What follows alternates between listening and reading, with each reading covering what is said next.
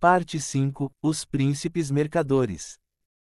Comerciantes, com inevitabilidade psicohistórica, o controle econômico da fundação aumentou. Os comerciantes tornaram-se ricos, e com a riqueza veio o poder.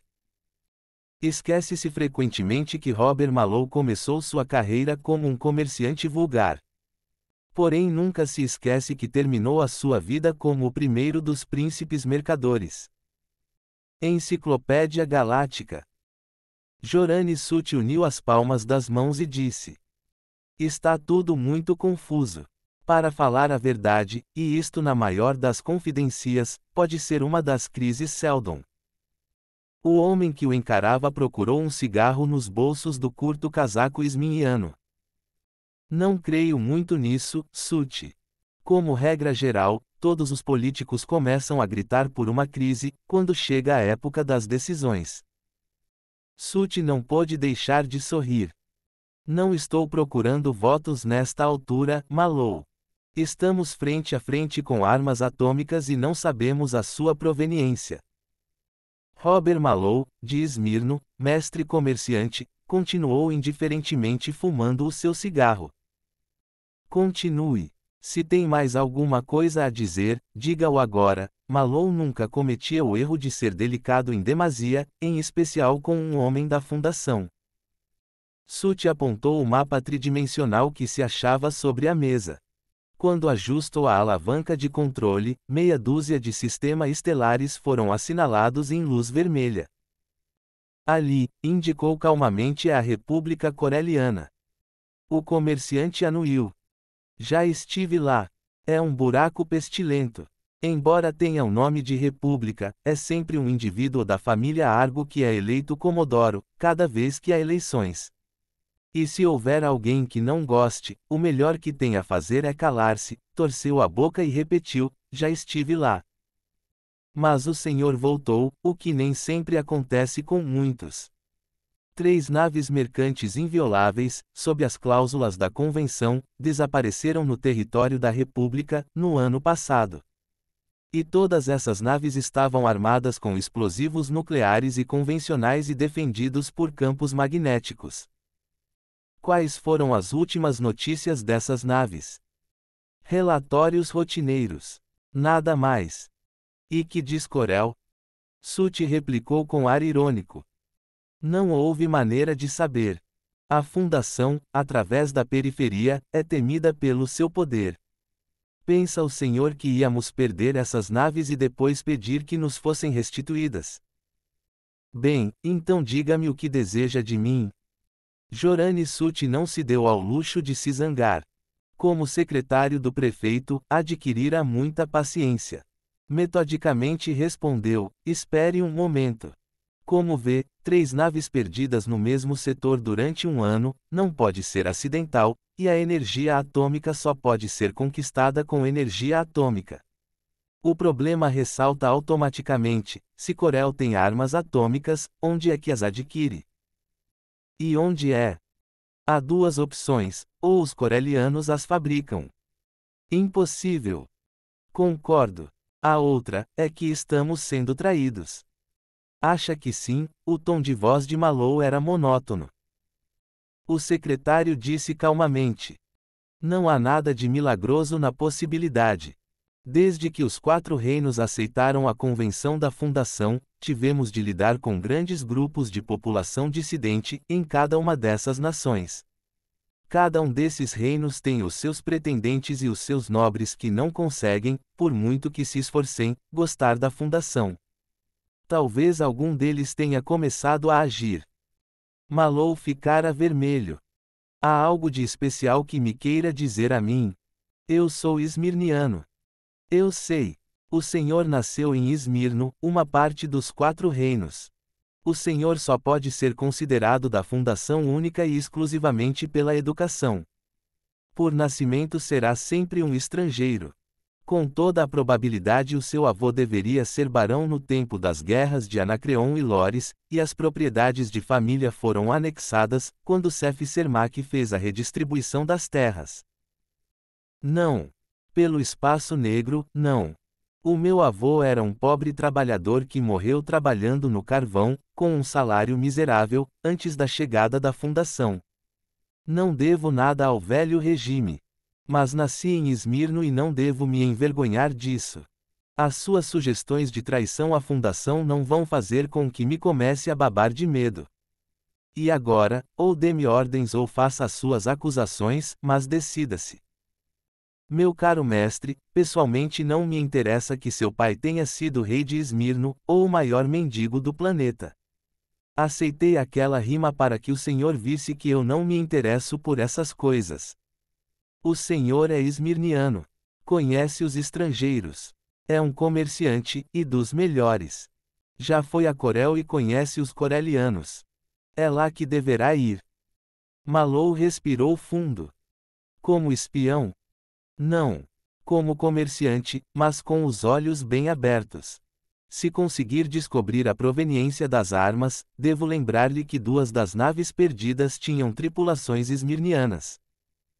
Quando deverei partir? Logo que a sua nave estiver pronta. Então, dentro de 6 dias. Partirá então. No almirantado lhe serão fornecidos todos os detalhes. Muito bem, o comerciante levantou-se, cumprimentou e saiu. Sut esperou que ele desaparecesse, e depois esfregou as mãos, como para lhes restaurar a circulação, depois encolheu os ombros e entrou no gabinete do prefeito. O prefeito fechou o visor e recostou-se na cadeira. Que tal o acha, Sut? Pode ser que esteja fingindo, respondeu Sut, e o seu olhar perdeu-se na distância. Ao anoitecer do mesmo dia, no apartamento de Jorani Sut, situado no 21º andar do edifício Ardim, Publisman Liu tomava vagarosamente o seu cálice de vinho. Era esse mesmo Publisman Liu que tinha a seu cargo 2 das mais importantes tarefas da fundação. Era ministro dos Negócios Externos do Gabinete Municipal, e para todos os outros planetas, à exceção da fundação, era também primaz do templo, mestre do alimento sagrado, mestre dos templos, etc., numa profusão de sílabas confusas, porém sonantes. Dizia ele, mas o prefeito concordou com o envio desse comerciante. É um ponto a considerar. É pouco. Não nos apresenta nada de imediato. Todo este assunto é o mais cru dos estratagemas, desde que não possamos antecipar qual seja seu objetivo. É como que deitar uma corda, tendo esperanças que na ponta da mesma haja um laço. Verdade. E esse Malou é um indivíduo capaz. Que acontece, se não conseguimos enganá-lo? É um risco que teremos de correr. Se houver traição, são os homens capazes que estarão envolvidos. Se não, é necessário um homem capaz para que consiga descobrir a verdade. Além disso, Malou estará sob vigilância. Vamos, o seu cálice está vazio. Obrigado. Não quero mais. Sut encheu o cálice e respeitou o silêncio do outro. Qualquer que fosse o conteúdo desse silêncio, ele foi repentinamente quebrado, numa explosão. Sut, que é que você tem em mente? O seguinte, Man Liu. Estamos em plena crise Seldon. Como sabe? Seldon tornou a aparecer no cofre. Não foi preciso tanto. Raciocine. Desde que o Império Galáctico abandonou a periferia, e nos deixou entregues a nós mesmos, nunca tivemos um oponente que possuísse energia atômica. Pela primeira vez encontramos um, por si, isso já é bastante significativo, mas ainda há mais. Pela primeira vez em 70 anos enfrentamos uma crise política. A sincronização das 2 crises, interna e externa, faz com que não haja qualquer dúvida. Os olhos de Man Liu semicerrarão-se. Mesmo assim não basta. Até agora houve 2 crises Seldon, e dessas 2 vezes a fundação esteve em perigo de ser exterminada. Não pode haver terceira crise, sem que exista esse perigo. O perigo está próximo. Qualquer idiota pode reconhecer uma crise quando ela aparece, a verdadeira função do Estado é destruí-la ainda no embrião. O nosso caminho histórico foi planejado antecipadamente. Sabemos que Harry Seldon estabeleceu as probabilidades históricas desse futuro. Sabemos que algum dia havemos de reconstituir o que foi o Império Galáctico. Sabemos que isso levará aproximadamente 1000 anos. Sabemos também que nesse espaço de tempo teremos de encarar certas crises definidas. A primeira crise veio 50 anos após o estabelecimento da fundação, e a segunda 30 anos depois da primeira. Após a última já se passaram quase 75 anos, já é tempo, Manlius. Manlius esfregou o nariz, ainda não totalmente convencido. E o senhor já elaborou os seus planos para encarar essa crise? Sut aqueceu. E eu, acrescentou Manlius, tenho uma parte nesses planos. Sut de novo lhe disse que sim. Antes de nos preocuparmos com uma ameaça externa, de natureza atômica, temos de arrumar a nossa própria casa. Esses comerciantes. O primaz abriu completamente os olhos, desta vez. Não há dúvida que esses comerciantes não são úteis, mas tornaram-se muito fortes, incontroláveis. São estrangeiros, educados fora da religião. De um lado, damos-lhes conhecimentos e por outro não controlamos as suas atividades. E se descobrirmos que a traição, se o conseguíssemos, ação direta e suficiente, seria imediatamente tomada. Mas isso não tem qualquer significado. Mesmo se a traição não existisse entre eles, formariam sempre um elemento incerto na nossa sociedade, não estariam ligados a nós por patriotismo ou descendência comum, nem mesmo por respeito religioso. Debaixo de sua chefia, as províncias exteriores, as quais desde o tempo de Ardim nos olham como o planeta sagrado, podiam separar-se de nós. Vejo a doença, mas não a cura. A cura deve vir rapidamente, antes que esta nova crise seja declaradamente aguda. Se tivermos de lutar contra armas atômicas, no exterior, e com a dissensão, no interior, as forças, dividindo-se, seriam menores. Sut baixou o copo que tinha na mão, essa é a sua tarefa. Minha. Eu, por mim, não posso fazê-lo. A minha posição não tem o apoio legislativo. Mas o prefeito. Impossível. A sua personalidade é inteiramente negativa. Só é enérgico quando se trata de fugir de responsabilidades. Mas se formasse um novo partido que colocasse em perigo a sua reeleição, talvez ele se deixasse levar. Mas Sut, eu não sou um político profissional. Deixe isso a meu cargo. Quem sabe, Manlius. Desde o tempo de Ardim que o lugar de prefeito e primaz não pertencem a uma só pessoa. Mas talvez isso aconteça agora, se a sua tarefa for bem desempenhada. Do outro lado da cidade, num subúrbio menos luxuoso, Robert Malone mantinha a sua segunda entrevista daquele dia. Já muito que esperava, e naquele momento disse cuidadosamente: sim, já ouvi falar das suas campanhas, para que seja admitida a representação direta dos comerciantes, no conselho. Mas por que eu, Tuer? Já em Tuer, solicitado ou não, lembraria sempre a qualquer pessoa que pertencer ao primeiro grupo de estrangeiros a ser educado religiosamente pela fundação, abriu-se num sorriso. Eu sei o que estou fazendo. Lembre-se quando eu o conheci, no ano passado. No Congresso dos Comerciantes? Certo. Foi você o secretário do Congresso, você os teve à sua mercê. Além disso, as massas pertencentes à fundação também escutam você. Tem o que se chama charme, ou pelo menos, boa publicidade de suas aventuras, o que vem a dar no mesmo. Está tudo muito bem, mas por que é que só se lembraram agora? Porque agora é que surgiu a nossa oportunidade. Sabe que o secretário da Educação pediu demissão. Ainda não é do conhecimento público, porém em breve será. Como é que sabe? Isso, não importa, a sua mão fez um gesto de desprendimento, é assim. O Partido Acionista está cindindo-se, podemos pô-lo fora de combate agora, se levantarmos a questão de igualdade de direitos para os comerciantes, ou antes, democracia pro e anti. Malou olhou com atenção as suas mãos grossas. Peço imensa desculpa, Tuer, porém devo partir em negócios, na semana que vem. Escolha outro. Tuer interrogou-o. Negócios. Que espécie de negócios? Muitos supersecretos. Prioridade extra. Falei com o secretário do prefeito e todas essas coisas. Sute, a víbora, já intuiria se excitando, é um truque. Esse bandido quer é ver-se livre de você, Malou. Espere lá, a mão de Malou caiu sobre o punho cerrado do outro. Não se enerve. Se for um truque, eu ajustarei as contas com esse senhor, quando voltar. Se não for, a tal víbora estará em nossas mãos. Ouça, vamos enfrentar uma crise, Seldon. Malou esperou pela reação, mas esta não chegou a vir. Tuer simplesmente o olhou surpreso. O que vem a ser isso?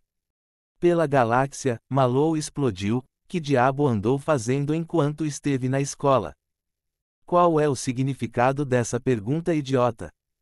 O outro interrompeu. Se quiser ter a bondade de explicar. Houve uma longa pausa.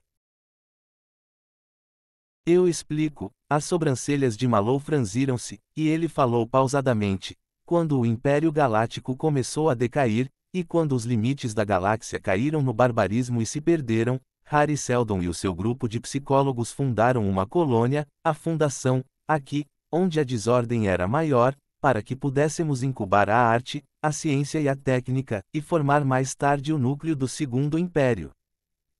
Assim, sim. Ainda não terminei, disse o comerciante com frieza. O curso futuro da fundação foi determinado de acordo com a ciência da psicohistoria, então desenvolvida em grande escala, e preparadas as condições, de modo a forçar uma série de crises que nos obrigassem ao longo da rota pré-estabelecida para um império futuro, mais rapidamente. Cada crise Seldon, marca uma época da nossa história. Aproximamo-nos agora de mais uma, a terceira. Claro que me devia ter lembrado. Já faz muito tempo que saí da escola, há mais tempo do que você. Suponho que sim. Esqueça o que lhe disse. O que importa é que vou ser enviado para o centro dessa crise. Não há maneira de poder dizer o que acontecerá, entretanto, nem quando voltarei, e as eleições para o conselho realizam-se todos os anos. Tuer olhou-o. Está na pista de alguma coisa. Não. Tem algum plano definido? Nem sequer penso nisso. Bem. Nada bem, Ardin disse uma vez, para se conseguir êxito, não é suficiente fazer planos. Deve improvisar-se também. Eu vou improvisar. Tuer abanou com a cabeça, duvidoso, e ficaram os dois de pé olhando um para o outro. Malou disse repentinamente. Por que não vem comigo? Não fique tão espantado, homem. Você já foi comerciante, antes de decidir que havia mais ação na política. Pelo menos foi o que me disseram. Para onde vai? Diga-me apenas isso. Para os lados do aglomerado de Wassalia. Não posso fornecer mais pormenores, antes de partir. Que diz? Supõe que Sute não me queira perder de vista. Não é provável. Se está ansioso por se ver livre de mim, também não se importará com você. Além disso, tenho o direito de escolher a minha tripulação. Levo quem desejar. Havia um brilho estranho nos olhos do homem mais velho. Está bem, vou. Será a minha primeira viagem, em 3 anos. Malou apertou-lhe calorosamente a mão. Bem. Muito bom. E agora tenho de ir buscar os outros rapazes. Sabe onde está amarrada a estrela, não sabe? Apareça amanhã. Adeus. Corel é um fenômeno que se repete continuamente na história, uma república cujo presidente tem todos os atributos dos monarcas absolutos, menos o título. Gozava, pois do vulgar despotismo, sem a restrição dessas duas influências moderadoras, que geralmente se encontram nas verdadeiras monarquias, honra real e etiqueta palaciana. Materialmente, o seu nível era baixo. Passados eram os dias do Império Galáctico, sem outros testemunhos além dos monumentos silenciosos e das estruturas em ruínas. O dia da fundação não havia ainda chegado, e na determinação do seu governador, o Comodoro Asper Argo, com as estritas leis que regiam os comerciantes e proibição de todos os missionários, e nunca chegaria. O porto em si era decrépito, e a tripulação do Estrela estava ciente desse fato. Os hangares continham uma atmosfera irrespirável, e já Tuer bem o sentia, enquanto jogava o seu jogo de solitário. Robert Mallow observou pensativamente. "Ah, aqui bom material para comércio", ia olhando tranquilamente pela vigia.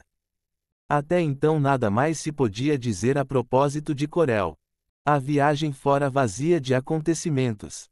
As naves que compunham o esquadrão de interceptação, que os havia esperado, eram todas pequenas, velhas relíquias de glórias passadas.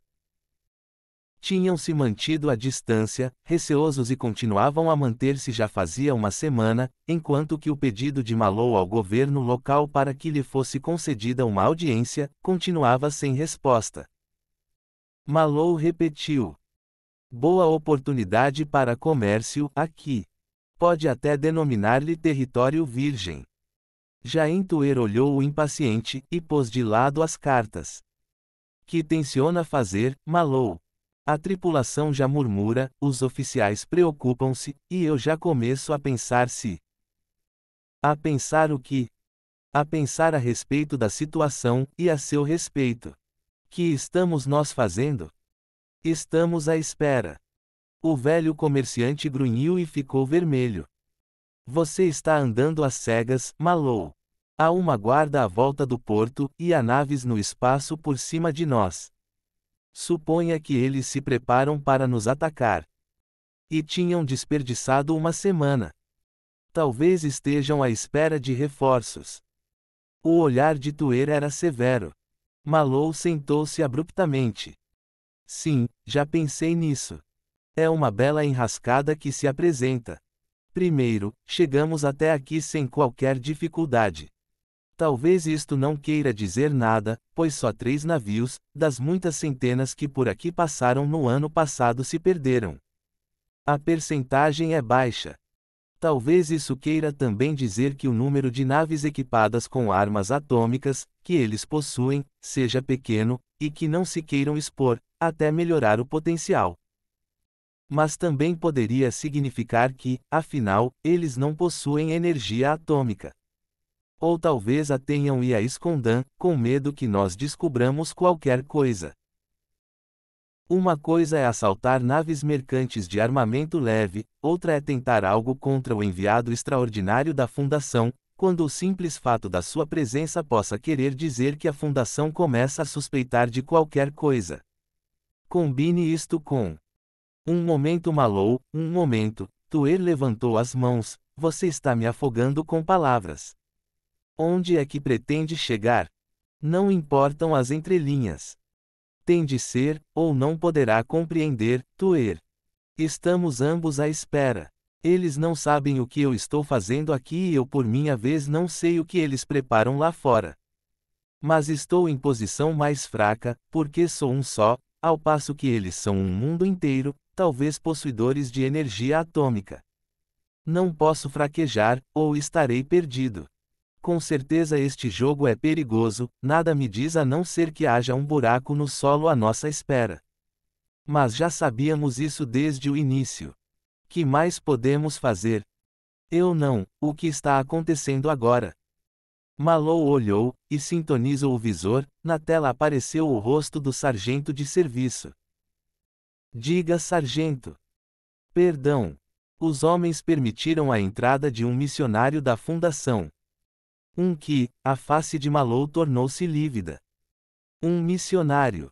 Necessita de hospitalização. Haverá muitos mais a necessitarem do mesmo, por causa disto.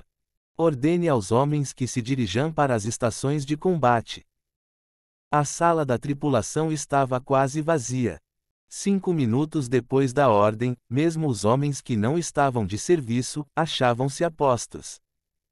A grande virtude naquelas regiões anárquicas da periferia era a velocidade e a rapidez, a tripulação de um mestre comerciante não tinha rival. Mallow entrou, e mirou o missionário por todos os lados.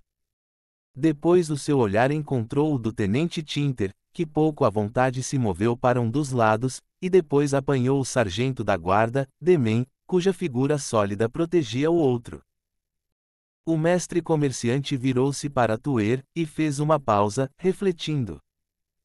Tuer, reúna os oficiais aqui, mas com bastante calma, exceto os coordenadores e o calculador de trajetórias.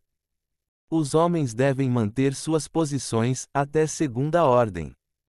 Houve um intervalo de 5 minutos, no qual Mallow abriu as portas dos lavabos, espreitou por trás do bar, dos cortinados e correu as grossas cortinas que ocultavam as vigias.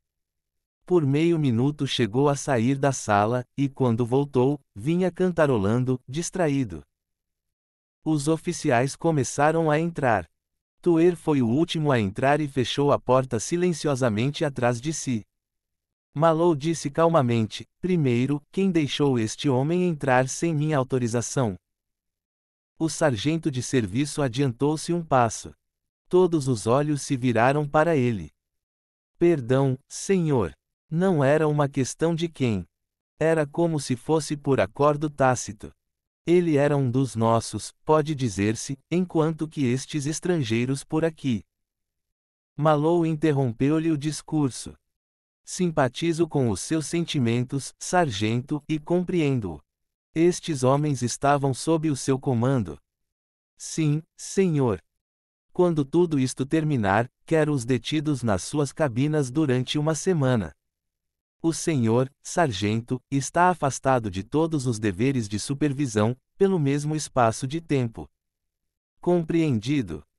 O rosto do sargento não se alterou, mas houve um perceptível descair de ombros. Disse secamente: sim, senhor. Podem retirar-se.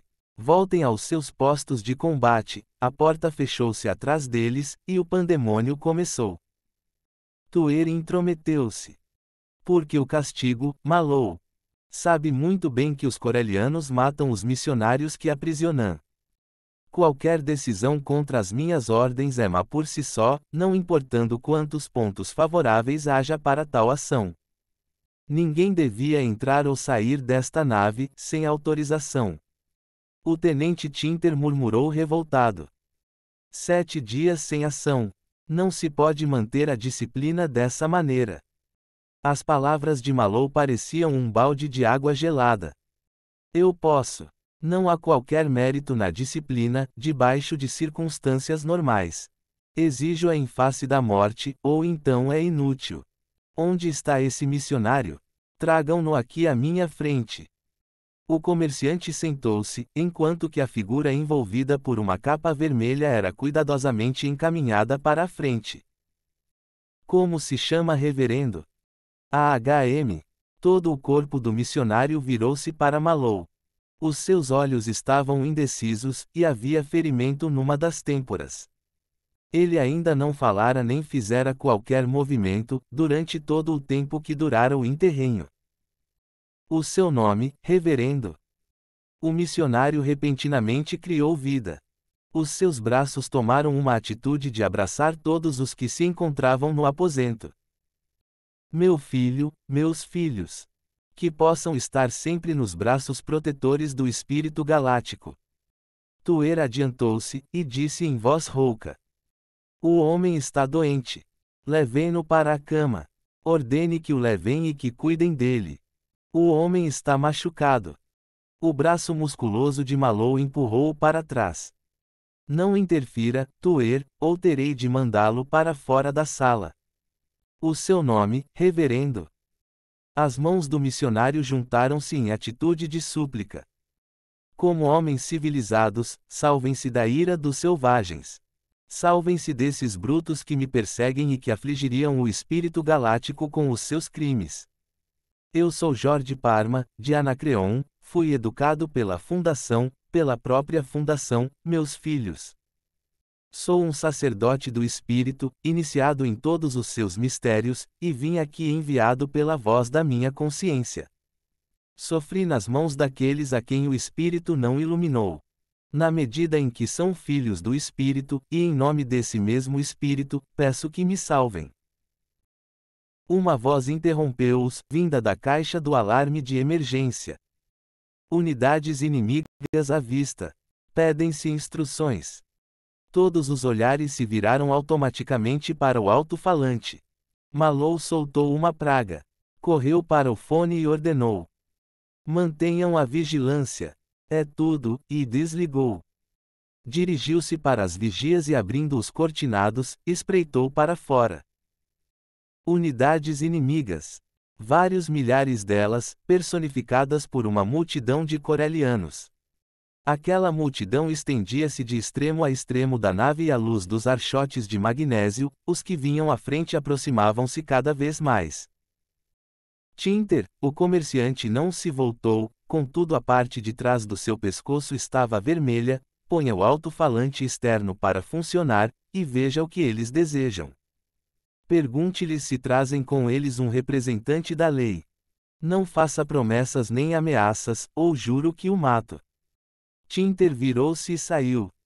Malou sentiu uma mão rija no seu braço, e fez um movimento brusco para se libertar. Era Tuer. A voz era como um assobio de cólera ao ouvido de Malou. Malou, você deve ficar com este homem. Não há outro meio de manter a decência e a honra. Pertence à fundação, e de qualquer forma, é um sacerdote. Esses selvagens lá fora, está me ouvindo? Ouço muito bem, Tuer. O tom de Malou era incisivo. Tenho mais que fazer aqui além de guardar missionários.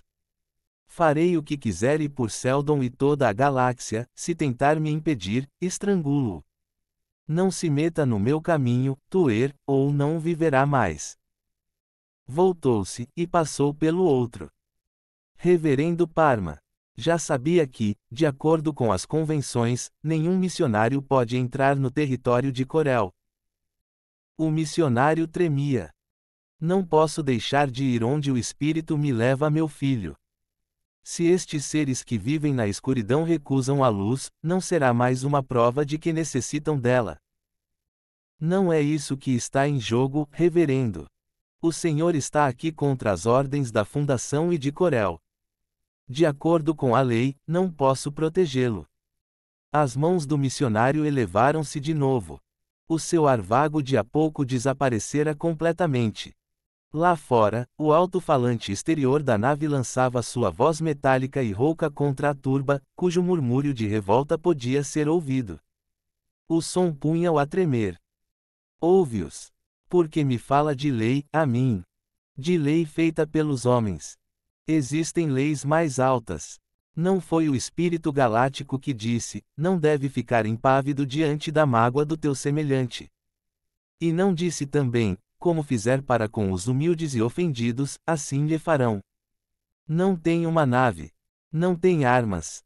E não tem por trás de você a fundação. E à sua volta não está o espírito que rege todo o universo. Fez uma pausa para respirar. Naquele momento a voz externa do Estrela cessou, e Tinter voltou, com o olhar perturbado. Fale. Senhor. Eles querem que entreguemos a pessoa de Jorge Parma. Se não, há várias ameaças. É difícil interpretá-las todas. Há tantos, e parecem na verdade encolerizados. Há alguém entre eles que diz governar o distrito, e ter poderes judiciais, porém não há dúvida que não é ele quem manda, neste momento. Com poderes ou não, ele representa a lei. Diga-lhes que se esse governador, ou policial, ou o que quer que seja, se aproximar sozinho da nave, lhe será entregue a pessoa de Jorge Parma.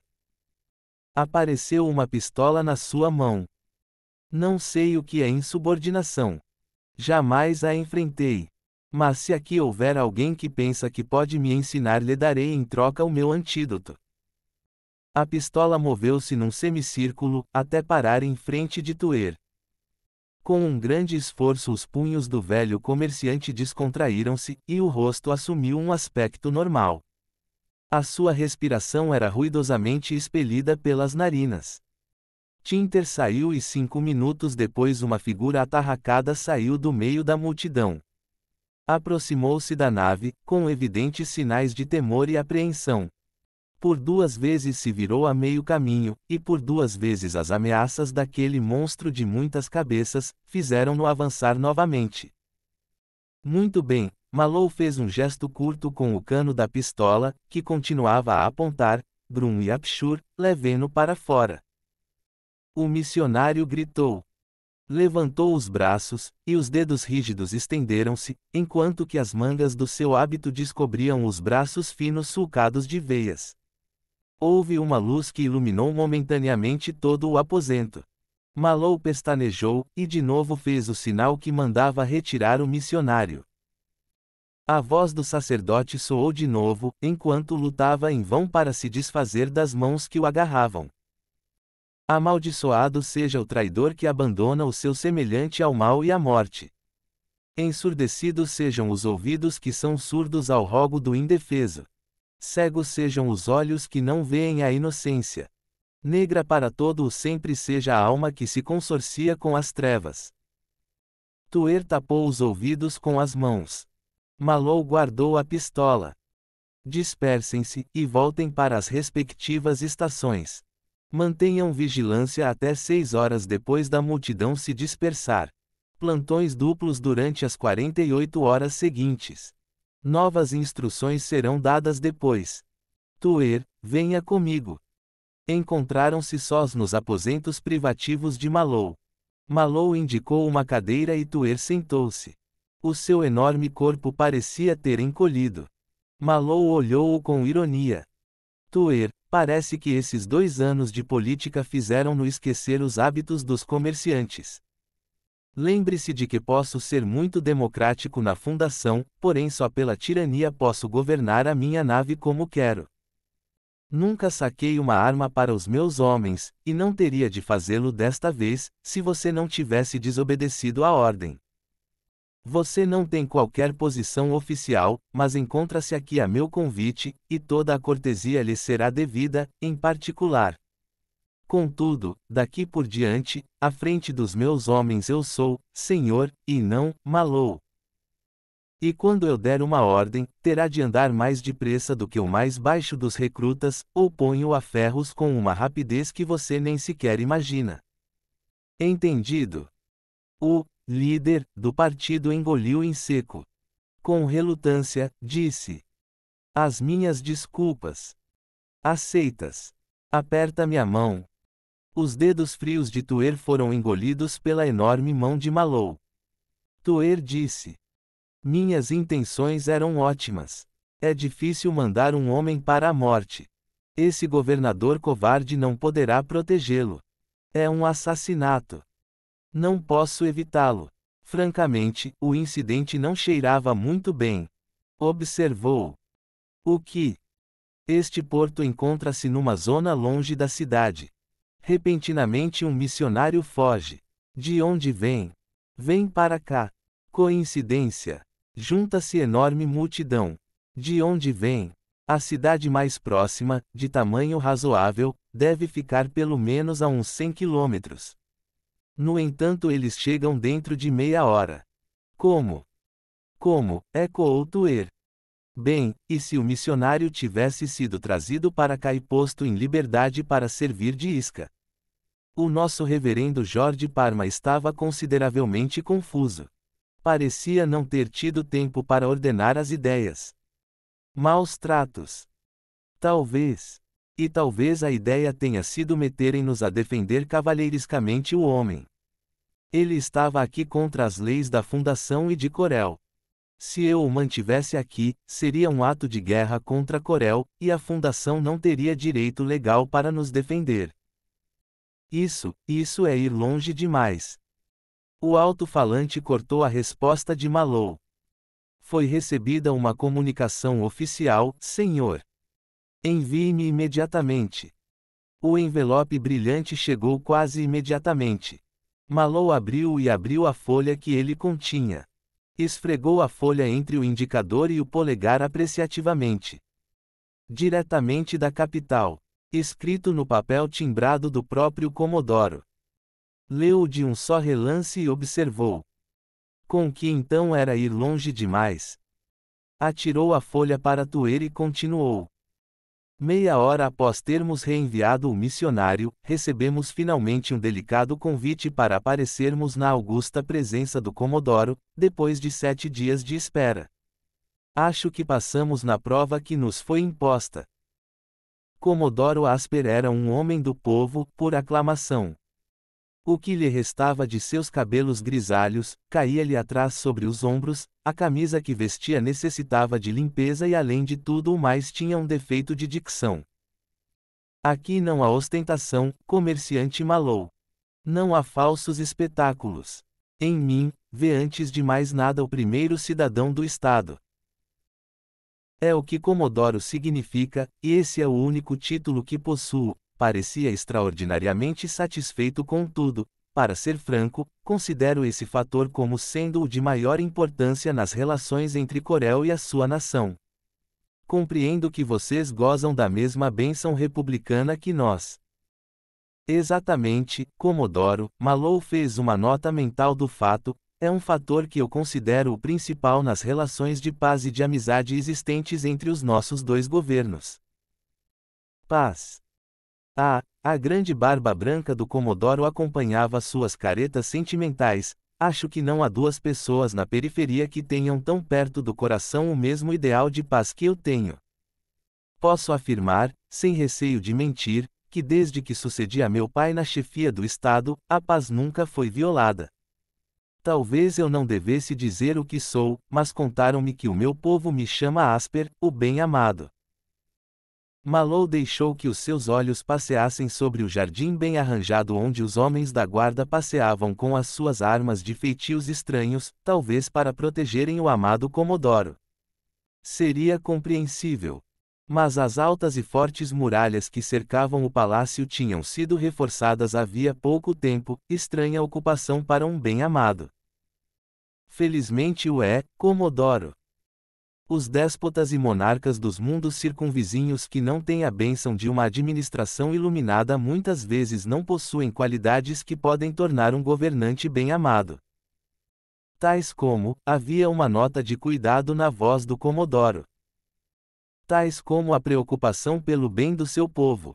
Por outro lado, Vossa Excelência não pode deixar de compreender. O Comodoro manteve os olhos no chão enquanto passeavam e as suas mãos afagavam-se uma à outra. Malou continuou serenamente. Até agora, o comércio entre as nossas duas nações tem sofrido em virtude das restrições impostas pelo seu governo sobre os nossos comerciantes. De certo já se lhe tornou aparente que comércio ilimitado. Comércio livre, sussurrou o Comodoro. Seja comércio livre. Deve compreender que traria benefício a ambas as partes. Há coisas que os senhores têm e que nós queremos, e vice-versa. Só poderá trazer crescente prosperidade. Um presidente com uma administração tão digna de nota, um amigo do povo, posso dizer, um membro do povo, não precisa de que eu me entenda sobre a matéria. Não insultarei a sua inteligência, elaborando. Verdade. Eu mesmo já ouvi. Mas que quer, o seu povo às vezes é tão difícil. Estou a favor de todo o comércio que a nossa economia possa suportar, mas não nos seus termos. Não sou aqui o único a pôr e a dispor. Sou o mais humilde criado deste meu povo. O meu povo não quer um comércio que força a aceitação do vermelho e dourado. Malou endireitou-se.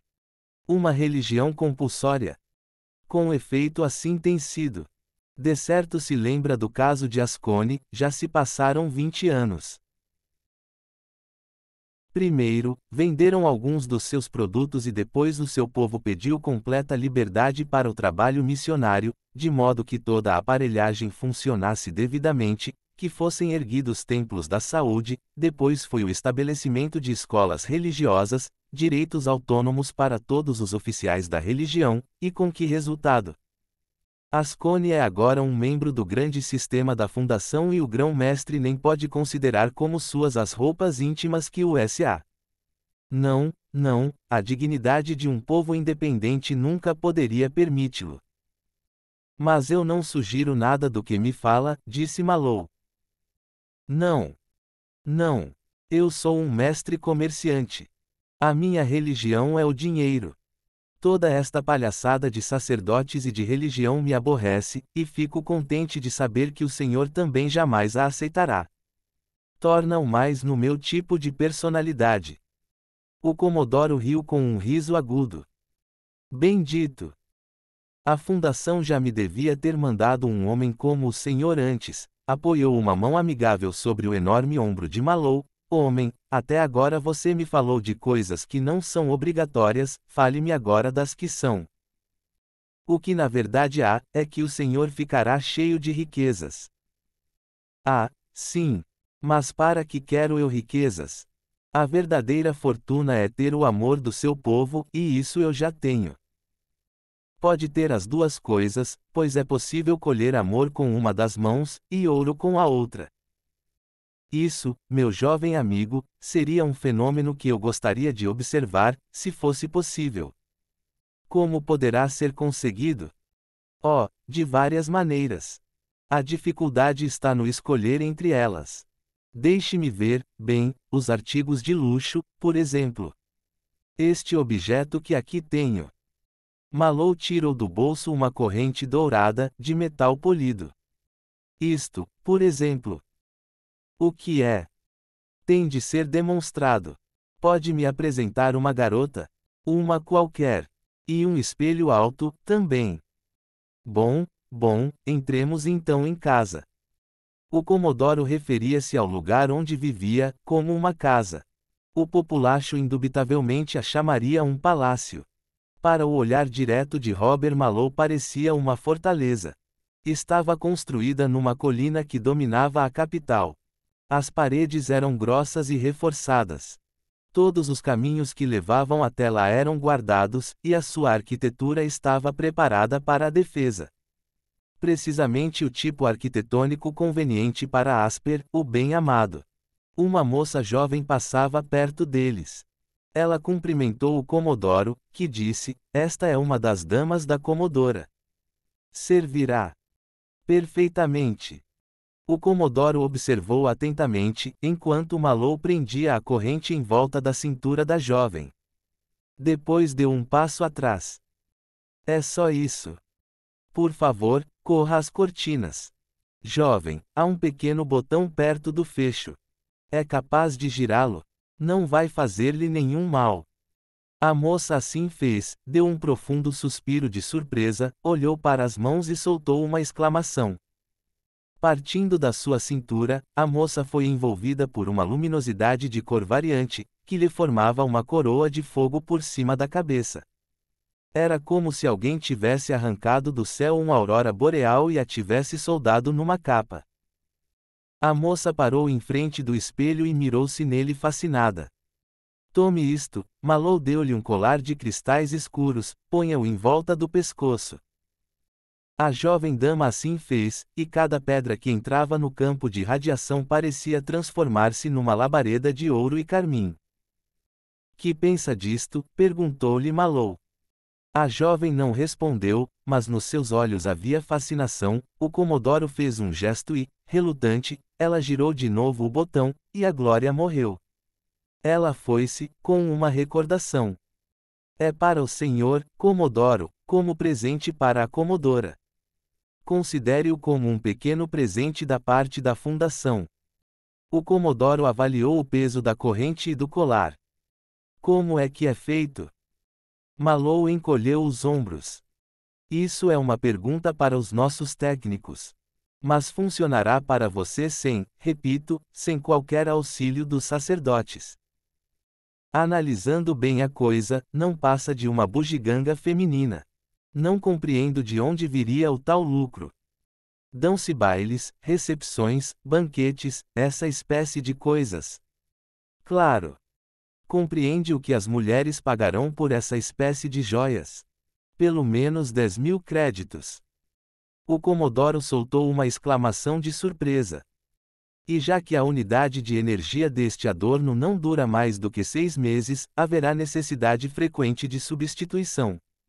Agora, poderemos ceder-lhe a quantidade que quiser, ao preço equivalente de 1.000 créditos de ferro fundido. Há um lucro de 900% para você. O Comodoro parecia estar extremamente preocupado com cálculos mentais. Pela galáxia, como as velhas damas vão brigar por isto. Não vou pôr à disposição delas um grande fornecimento, de forma a deixá-las fazer as ofertas. Claro que não as deixaria saber que sou eu pessoalmente. Disse Malou. Posso explicar-lhe como se manobra uma corporação, como testa de ferro. Depois, mais para diante, podemos fornecer-lhes a nossa linha completa de aparelhos domésticos. Temos fornos e fogões que cozinham a carne mais dura, em 2 minutos, facas que não precisam ser afiadas. Temos uma pequena máquina de lavar, que lava uma enorme quantidade de roupa automaticamente, máquinas de lavar louça, aspiradores, enceradeiras, produtos de iluminação, enfim, tudo quanto desejar. Pense como vai aumentar sua popularidade, tornando todas estas maravilhas acessíveis ao seu povo. Pense no lucro incalculável que vem beneficiar o seu governo. O público pagará o que o Senhor pedir, e não há qualquer necessidade que saibam quanto é que paga por sua vez. E lembre-se, também, que nenhum destes produtos necessita da supervisão sacerdotal. Todos se sentirão imensamente felizes. À exceção de você próprio. Qual é o seu ganho? O que todo o comerciante ganha, pelas leis da fundação. Os meus homens e eu recebemos metade de todos os lucros.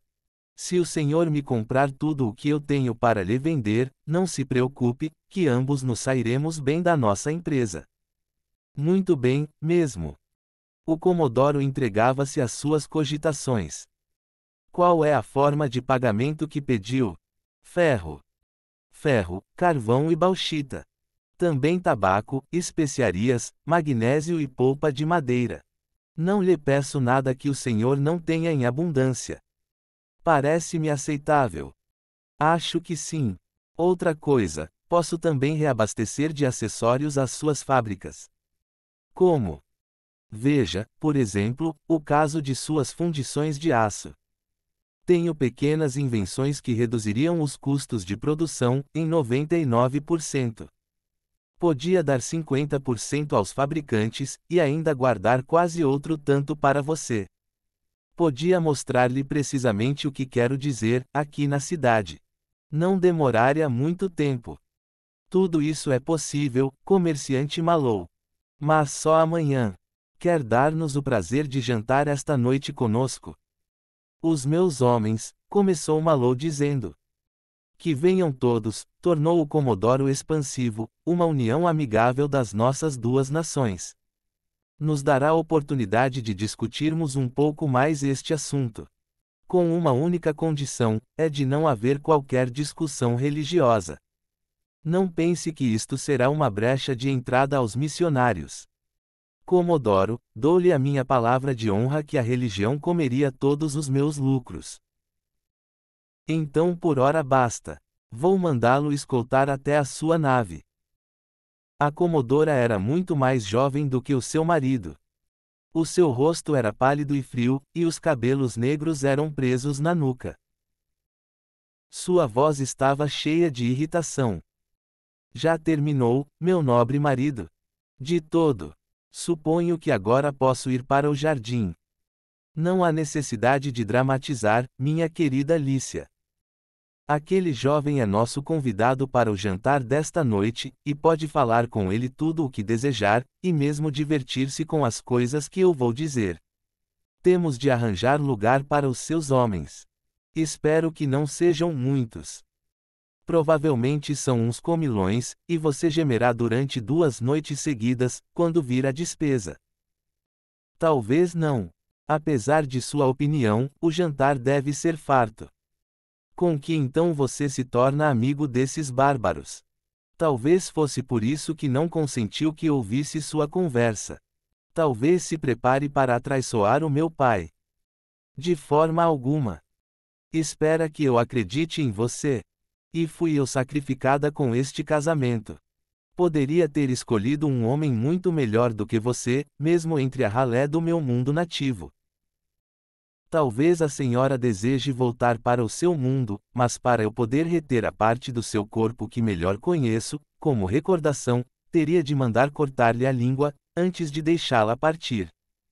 E para melhorar um pouco a sua beleza, cortaria também as pontas do nariz e das orelhas. Não teria coragem para isso, meu velho. O meu pai mandaria pulverizar sua nação brinquedo. De qualquer maneira, ele poderia fazê-lo, se eu lhe dissesse que você está negociando com esses bárbaros. Não há necessidade de ameaças. Terá oportunidade de interrogar aquele homem, à noite. Entretanto, madame, é favor não soltar a língua. As suas ordens. Tome este presente e cale-se. Depois de lhe ter colocado os adornos, foi o próprio Comodoro que acionou o botão. A Comodora teve uma exclamação de surpresa, tocou de leve no colar, e ficou fascinada. O Comodoro esfregou as mãos com satisfação. Pode usá-lo esta noite, haverá mais, de onde esse veio. Agora cale a boca. A Comodora calou-se. Jaim Tuer estava pouco à vontade. Por que está de cara torcida? Robert Malou saiu do transe. A minha cara está torcida. Não devia estar. Alguma coisa deve ter acontecido ontem, quero dizer, além da festa. Há enrascadas, não há Malou? Enrascadas. Não. Pelo contrário. Preparei-me para atirar o meu corpo contra uma porta supostamente fechada e encontrei-a aberta. Deixam-nos entrar nesta fundição com muita facilidade. Suspeita de alguma armadilha. Por amor de Seldon, não seja melodramático. Esta entrada simples quer dizer que não há nada para ver. Energia atômica. Parece não haver qualquer indício de política atômica em Corel. Seria muito difícil esconder uma coisa dessas. Não, se estiver no início, Tuer, e se for aplicada a uma economia de guerra. Só a encontraria nos estaleiros e nas fundições. De modo que se não encontrarmos, é porque nada tem, ou porque nada querem mostrar. Atire uma moeda ao ar e adivinhe. Tuer abanou a cabeça. Gostaria de ter estado ontem com você. Também eu. Não tenho qualquer objeção ao apoio moral. Infelizmente foi o Comodoro quem ditou os termos do encontro, e não eu. Parece-me que está lá fora o carro que nos escoltará até a fundição. Está com os aparelhos? Todos eles. A fundição era ampla, com o cheiro que nenhuma quantidade de reparações lhe poderia jamais tirar. Naquele momento estava vazia, e o silêncio não era natural, como não era hábito ser visitada pelo Comodoro e pela sua corte. Malou pegou uma folha de aço e colocou-a nos suportes. Depois pegou o instrumento que Tuer lhe entregava. Este instrumento é perigoso, tal como uma serra, é tudo questão de não deixar apanhar os dedos. Ao dizer estas palavras, deixou que a ponta corresse ao longo da folha, que imediatamente ficou cortada em duas partes. Os espectadores deram um salto, e Malou riu. O comprimento do corte pode ser ajustado até 1/100 de polegada. Desde que seja determinada a espessura da folha com exatidão, pode fazer-se um corte de qualquer tamanho. E apanhando aquele instrumento começou a aparar o aço. Querem, no entanto, diminuir a espessura de uma folha. Temos uma plaina do mesmo tipo. Ou broca. O princípio é sempre o mesmo. Agora, amontoavam-se todos em semicírculo, como se estivessem vendo um espetáculo de magia, um ato de variedades, ao invés de uma simples demonstração. As mais altas patentes do governo empurravam-se umas às outras, para melhor poderem ver as habilidades de Malou com a broca atômica. Uma última demonstração. Tragam-me 2 pedaços de tubo de aço. Um dos dignitários foi buscar 2 pedaços de tubo.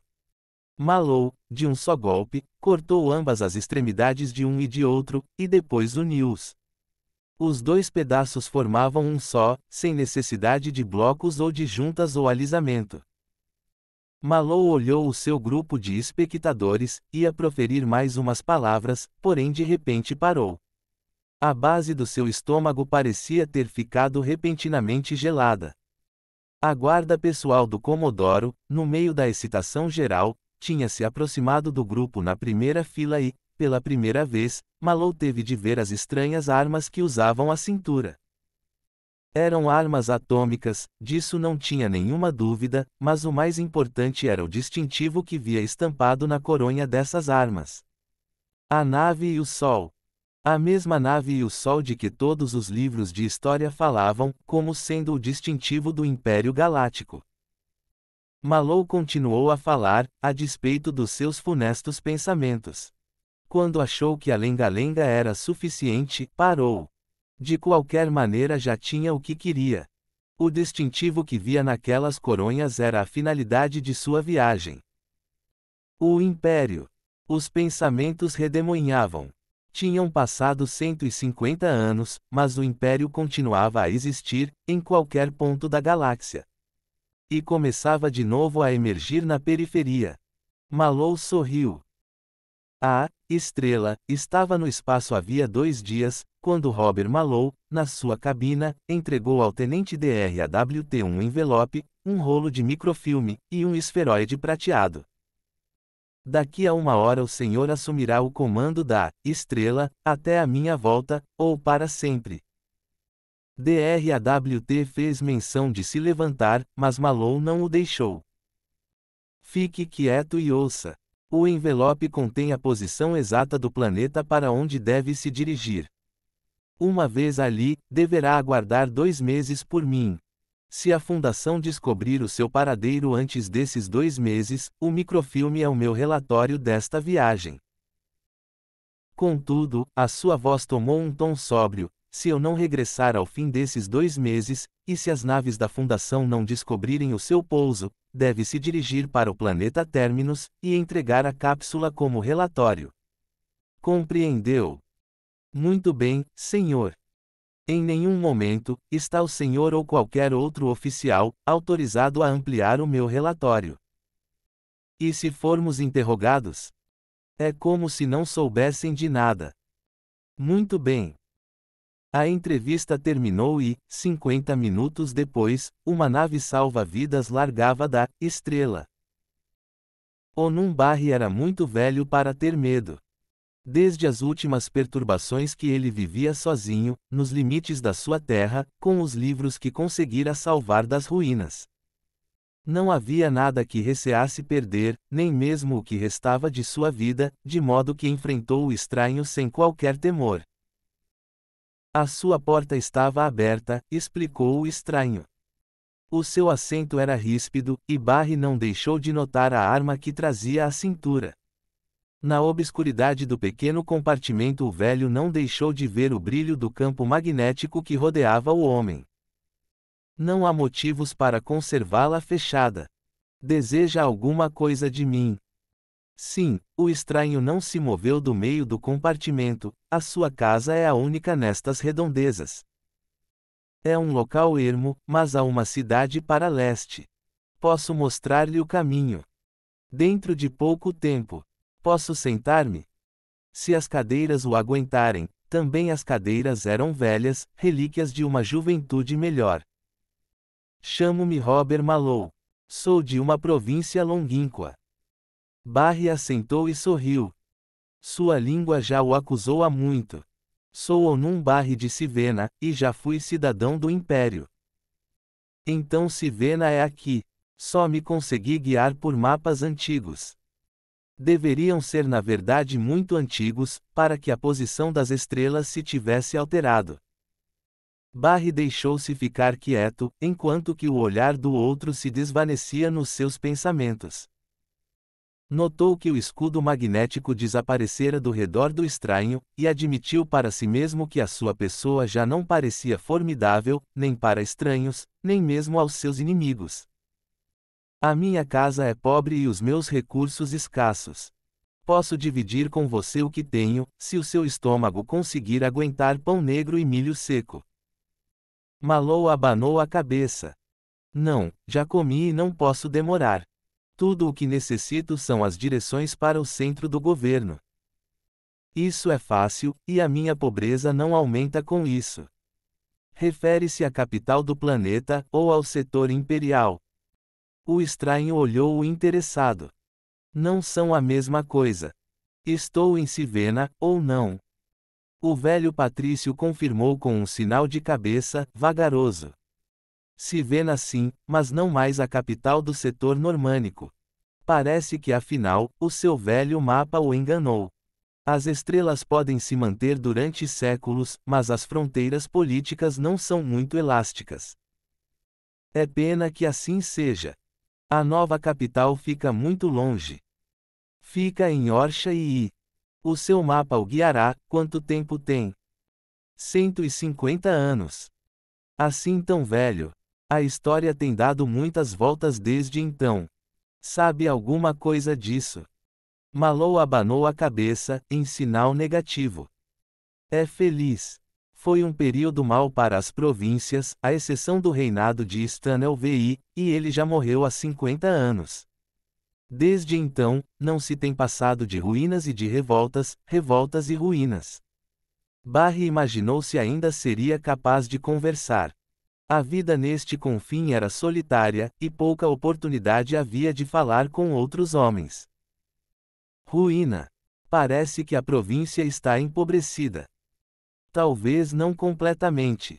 Os recursos físicos de 25 planetas de primeira grandeza levam muito tempo a serem esgotados.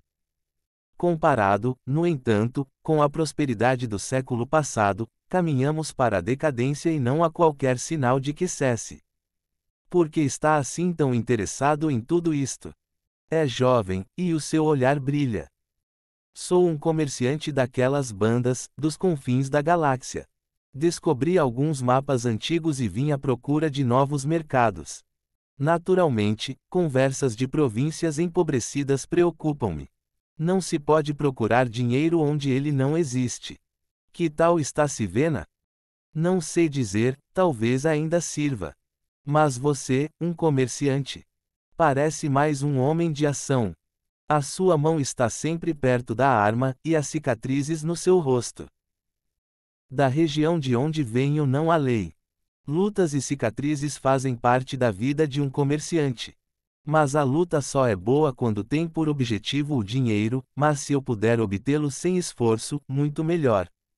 Valerá ainda a pena lutar pelo que aqui ainda há. Luta sou perito em descobrir. Seria na verdade fácil. Aliste-se no que resta das estrelas vermelhas de Wiscard. Não sei, no entanto, se deva chamar a esses indivíduos de lutadores ou piratas. Podia também juntar-se ao nosso gracioso vice-rei, por direito de assassínio, pilhagem e rapina. O rosto do ancião afogueou-se. Não fala do vice-rei com muita simpatia. E se eu fosse um de seus espiões? E se for? Que pode levar? O seu braço descarnado fez um gesto largo que abrangeu toda a mansão arruinada. A sua vida. Seria fácil tirá-la. Já está comigo há muito tempo. Porém você não é um dos homens do vice-rei, ou o meu instinto de autoconservação não me deixaria falar. Como sabe? Parece que suspeita. Vamos, aposto em como pensa que eu estou tentando falar contra o governo. Não. Eu já ultrapassei a política. Quem a ultrapassou? As palavras que usou para descrever o vice-rei, quais foram? Assassínio, pilhagem, tudo isso. Não me pareceu muito objetivo. Não me pareceu que tivesse deixado a política. O velho encolheu os ombros. As recordações magoam, quando vêm repentinamente. Ouça. Julgue por você. Quando Sivena era capital provincial, era eu membro do Senado Provincial. A minha família era antiga e venerada. Um dos meus avós foi, não, isso não importa. Glórias passadas são alimento pobre. Deduzo que houve uma guerra civil, ou revolução. O semblante de Barry tornou-se carregado. As guerras civis naquela época eram crônicas, porém Sivena tinha se mantido à parte. Sob a égide de Stanel VI, quase que reconquistou sua antiga prosperidade, mas seguiram-se imperadores fracos, e imperadores fracos significam vice-reis fortes, até que o nosso último vice-rei, o Iscard, cujos restos ainda hoje se dedicam à pirataria entre as estrelas vermelhas, decidiu tentar apoderar-se da púrpura imperial. Não foi o primeiro a tentar, e se tivesse sido bem-sucedido não seria desde já o primeiro. Porém falhou. Quando o almirante do imperador se aproximou da província à frente de uma esquadra, a própria Sivena se rebelou contra o vice-rei rebelde. Por favor, continue. Malou estava tenso, esperando ouvir a continuação da história. Obrigado. É bondade de sua parte incentivar um velho. Revoltaram-se. Ou talvez deva dizer, rebelamo-nos, pois eu fui um dos responsáveis. O Iscard deixou Sivena à nossa frente, o planeta e com ele a província foram abertos ao almirante, com todos os gestos de lealdade possíveis para com o imperador. Por que o fizemos, não sei. Talvez nos sentissemos leais ao símbolo, ainda que não à pessoa do imperador. Talvez temessemos o horror de um cerco. E então? Parece que mesmo assim o almirante não ficou satisfeito. Queria a glória de conquistar uma província rebelde, e os seus homens queriam a pilhagem que tal conquista acarretaria. De modo que, enquanto o povo se juntava nas praças de todas as cidades, aclamando o imperador e o seu almirante, este mandou ocupar todos os armazéns, e depois mandou executar a população com descargas atômicas. Sob que pretexto? Sob o pretexto de que a população se revoltara contra o seu vice-rei, abençoado pelo imperador. E o almirante tornou-se o novo vice-rei, após um mês de massacres, pilhagem e de toda a espécie de horrores concebíveis. Eu tinha 6 filhos.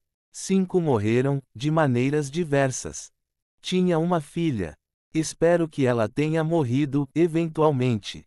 Eu escapei por ser velho. Vim para cá, muito velho para causar preocupações ao nosso novo vice-rei. Não me deixaram nada, porque eu ajudei a expulsar um governador rebelde, e roubei assim um almirante de sua glória. E o seu 6º filho? Barry sorriu forçado, esse está seguro, pois juntou-se às forças do almirante, sob um nome falso. É artilheiro na frota pessoal do vice-rei. Não, nada do que está pensando, não é um filho desnaturado. Ele visita-me quando pode, e traz-me o que pode. É ele que me mantém vivo. Um dia virá em que o nosso vitorioso almirante encontrará a morte, e o meu filho será o seu carrasco. E diz tudo isso a um estranho. Põe em perigo a vida do filho. Não. Estou ajudando-o, introduzindo um novo inimigo. E fosse eu amigo do vice-rei, como sou seu inimigo, o aconselharia a encher o espaço de naves, até o extremo limite da galáxia. Lá, não há naves? Encontrou alguma por acaso? Algum guarda o interrogou? Sendo as naves poucas para guardar as outras províncias, que também estão cheias de sua parte de intrigas e iniquidades, não se pode dispensar nenhuma para guardar os limites bárbaros. Nenhum perigo jamais nos ameaçou, dos confins da galáxia, até você chegar. Eu não represento perigo. Haverá outros que o seguirão.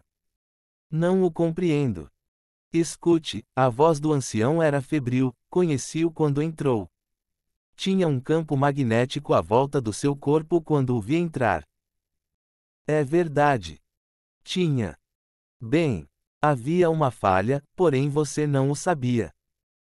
Ainda há coisas de que eu me lembro, embora hoje em dia seja decadente alguém dedicar-se ao estudo. Os acontecimentos precipitam-se, e quem não souber lutar contra a corrente, como eu, é arrastado. Contudo, já fui um estudioso, e sei que em toda a história da energia atômica nunca foi inventado um campo magnético portátil. As que temos são enormes, capazes de proteger uma cidade, e uma nave, jamais um só indivíduo. E que se pode deduzir. Há histórias que conseguem atravessar o espaço. Os caminhos por onde passam são estranhos, e cada vez se tornam mais distorcidos, mas quando eu era um jovem, apareceu uma nave com estrangeiros que não conheciam os nossos costumes, e não sabiam dizer de onde vinham. Falaram de magos, nos confins da galáxia, magos que brilhavam no escuro, que voavam pelo espaço sem qualquer ajuda, e a quem as armas não conseguiam atingir. Nós rimos, ri também. Esqueci disso até hoje. Mas você também brilha na escuridão e se eu tivesse uma arma tenho certeza de que não o molestaria. Diga-me, também pode voar pelo espaço, do mesmo modo que se encontra aí sentado. Malou respondeu calmamente. Não entendo onde quer chegar. Essa resposta basta-me. Não interrogo os meus hóspedes.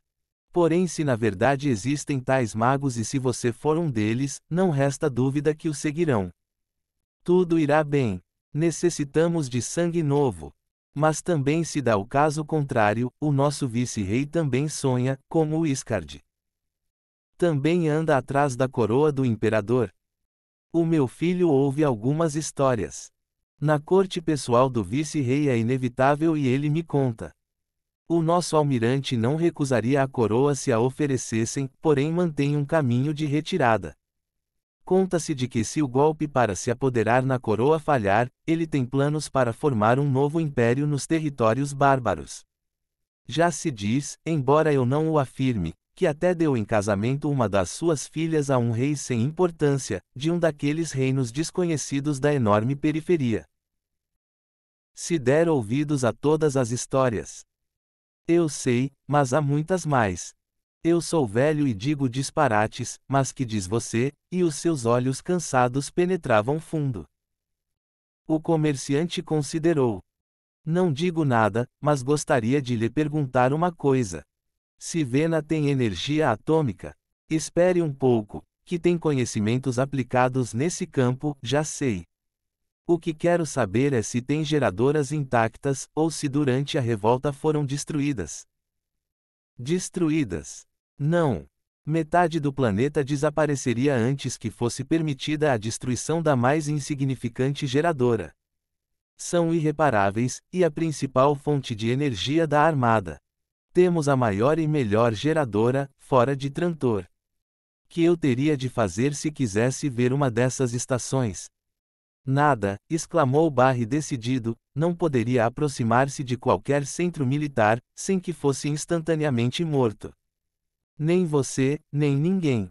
Se Vena ainda não recuperou os direitos civis. Quer dizer que todas as estações centrais estão sob guarda da milícia? Não.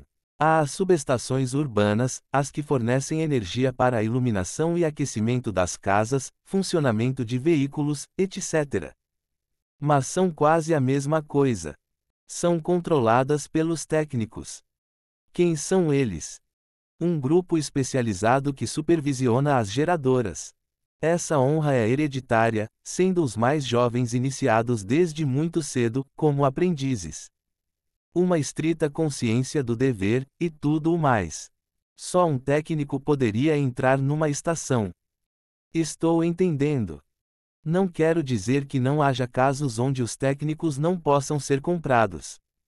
Nos dias em que nós temos 9 imperadores em 50 anos, e que 7 deles são assassinados, quando o menor dos capitães aspira à usurpação da vice-realeza, e os vice-reis ao império, suponho que um técnico seja suscetível de ser comprado. Mas seria necessário muito dinheiro, e eu não tenho nenhum. Você tem dinheiro? Não. Mas nem sempre é preciso dinheiro para comprar uma pessoa. Mesmo sendo o dinheiro, o poder que pode comprar todas as outras coisas. Há mesmo muitas coisas que o dinheiro não consegue comprar. E agora, se me disser qual é a cidade mais próxima que tenha uma dessas geradoras, agradeço-lhe. Espere. Onde vai correndo? Você vem aqui e eu não lhe faço perguntas. Na cidade, onde os habitantes são ainda apelidados de rebeldes, seria interrogado pelo primeiro guarda que passasse em serviço, e visse as suas roupas ou ouvisse a sua voz. Levantou-se, e de um canto escuro de um velho armário, tirou um folheto. O meu passaporte, falsificado. Foi com ele que eu consegui fugir. Pôs o folheto nas mãos de Malou, e fechou sobre ele a mão. A descrição não lhe serve, mas se o brandir, há grandes possibilidades de que não olhem com muita atenção. Mas você fica sem ele. Que importa? Mais uma precaução a tomar. Não fale demais. O seu sotaque é uma barbaridade, suas palavras estranhas, e de vez em quando deixa escapar arcaísmos surpreendentes. Quanto menos falar, menos suspeitas levantará. Agora, vou dizer-lhe qual o caminho a tomar para a cidade.